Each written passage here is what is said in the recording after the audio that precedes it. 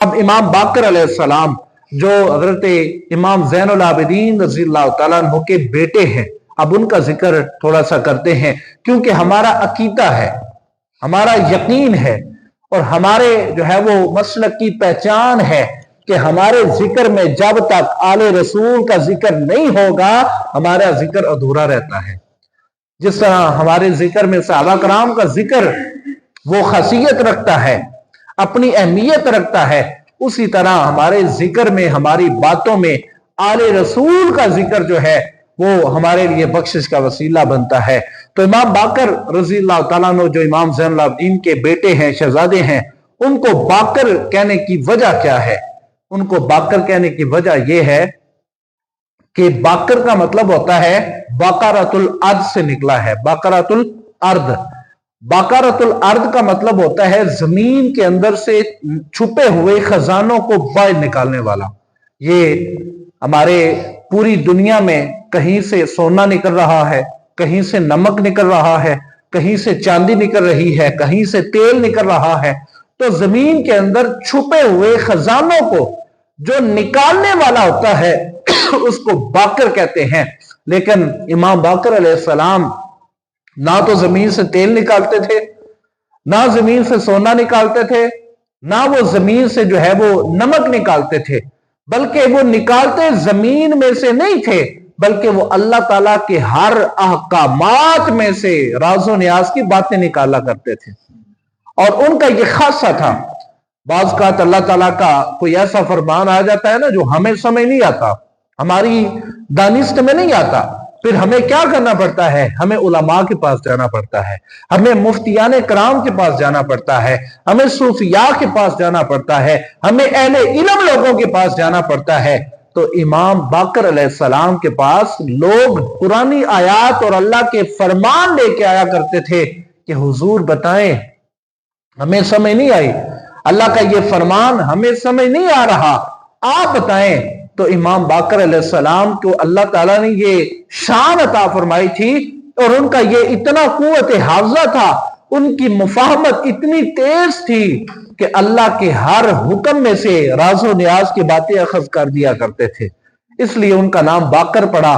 باقر وہ ہوتا ہے جو چھپے ہوئے خزانوں کو نکالتا ہے، تو امام باقر اللہ تعالیٰ کے احکامات میں سے چھپے ہوئے خزانے نکالنے والے تھے، چھپے ہوئے راز و معرفت کی باتیں نکالنے والے تھے، اس لیے ان کا نام امام باقر پڑ گیا۔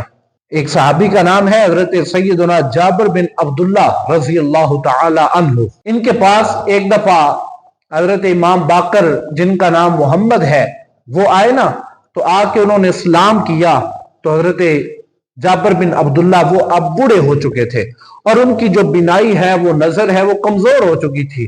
تو جب ہمارے کسی بزرگ جن کی بینائی کمزور ہو جاتی ہے، جن کی نظر کمزور ہو جاتی ہے، تو ان کے پاس جب ہم ان کو ملنے جاتے ہیں تو وہ بعض اوقات اپنے اصل پوتوں کو بھی نہیں پہچان پاتے، اپنے بیٹوں کو بھی نہیں پہچان پاتے، اپنے بتیجوں کو بھی نہیں پہچان پاتے۔ اب اس کا یہ مطلب نہیں ہے کہ وہ جان بوجھ کے نہیں پہچان رہے، بلکہ ان کی نظر کمزور تھی، اس لیے وہ نہیں پہچان پا رہے۔ حضرت جابر بن عبداللہ رضی اللہ تعالیٰ عنہ، ان کے پاس جب امام باقر علیہ السلام آئے نا ملنے کے لیے، تو ان کی بینائی کمزور ہو چکی تھی، اور وہ بوڑھے ہو چکے تھے، جو صحابی رسول جن کا میں ذکر کر رہا ہوں۔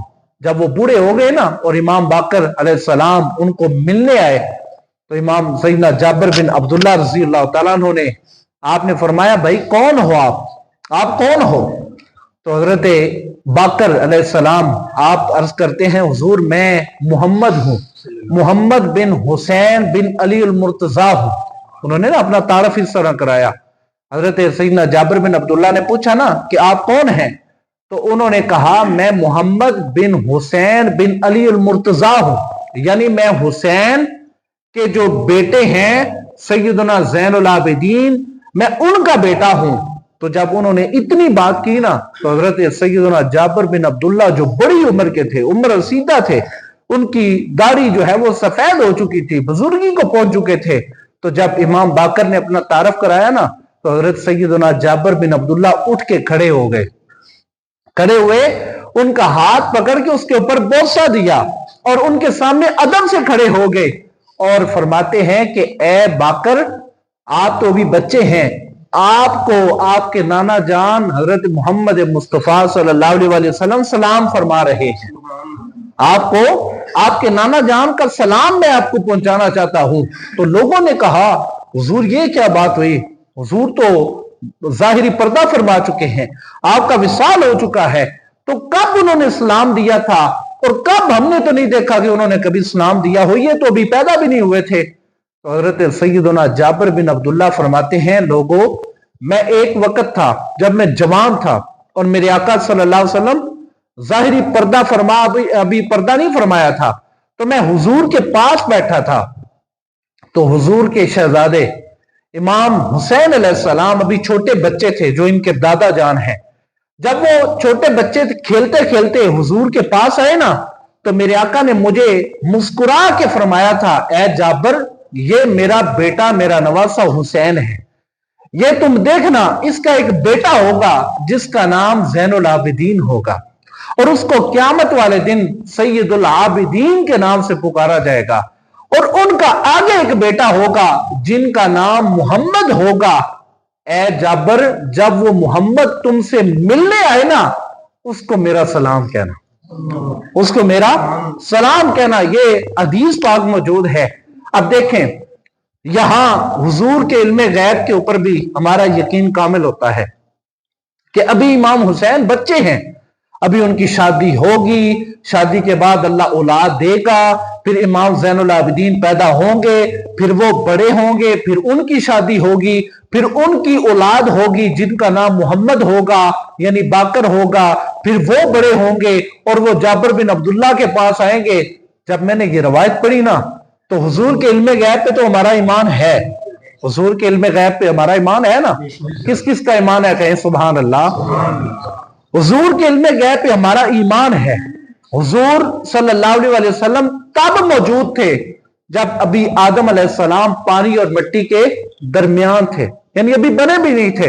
और मेरे आका ने खुद फरमाया, कुन्तु नबिय्यन व आदम बैनल माइ वत्तीन, फरमाया अभी आदम अलैहिस्सलाम को अल्लाह ताला ने पैदा नहीं फरमाया था, तब भी मेरा जिक्र अर्श मुअल्ला पे मौजूद था, तब भी मेरा जिक्र अर्श मुअल्ला पे मौजूद था, तब भी मैं नबी था। तो बरादरान इस्लाम, यहां पे जो नुक्ते की बात है वो ये है कि हजरत इमाम बाकर अलैहिस्सलाम कितने अरसे के बाद दुनिया में तशरीफ लाए और फिर हजरत जाबिर बिन अब्दुल्ला के पास आए।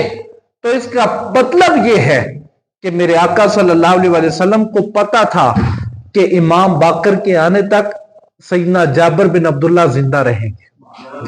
अकीदे की बात है ना, लुत्फ की बात है ना, कि अभी हुजूर सल्लल्लाहु अलैहि वसल्लम की मौजूदगी में वो जवान थे, अभी उनकी शादी भी नहीं हुई थी और अब वो बूढ़े हो चुके हैं। गोया पता था कि जाबिर तब तक जिंदा रहेगा, यह भी हुजूर का इल्म था, मेरे हुसैन की शादी भी होगी, यह भी इल्म था मेरे हुसैन का बेटा ज़ैनुल आबिदीन भी होगा, यह भी इल्म था कि मेरे हुसैन के बेटे ज़ैनुल आबिदीन के आगे औलाद होगी, वो बड़े होंगे और उनकी भी शादी होगी। यह हुजूर का इल्म गैब है। ये हजरत इमाम अली मकाम के शहजादे इमाम ज़ैनुल आबिदीन के बेटे इमाम बाकर अलैहिस्सलाम, जिनका जो यौम विलादत कल गुजरा है, यकम रजबुल मरजब, उनकी ये शान है, उनका ये मकाम व मर्तबा है, और उनको अल्लाह ताला ने इतना इल्म अता किया था। आज हमारा कोई बच्चा PhD बन जाए ना तो हम बड़ा फख्र करते हैं, कोई इंजीनियर बन जाए तो बड़ा फख्र करते हैं, कोई डॉक्टर बन जाए, कोई जो है वो ताजर बन जाए तो हम बड़ा फख्र से बताते हैं कि मेरा बच्चा जो है वो उन्हीं ग्रेड का अफसर लग गया है। इमाम बाकर अलैहिस्सलाम के पास अल्लाह ने आपको इतना इल्म अता किया था कि उस जमाने में उनके इल्म जितना कोई भी आलम मौजूद नहीं था। और जो शहर के बड़े बड़े मुफ्ती हैं, वो उम्र रसीदा होकर उन्होंने 50-50 साल किताबें पढ़ने के बावजूद जब उनको कोई मसला समझ नहीं आता था तो वो एक बच्चे जिसको बाकर कहते हैं उनके पास आके अपना मसला पूछा करते थे। ये इमाम बाकर अलैहिस्सलाम की शान है। बरादरान इस्लाम, ये आले रसूल का मकाम है। आले रसूल का एक एक फूल उसका जिक्र हमारे जो है वो ईमान में इजाफा करता है।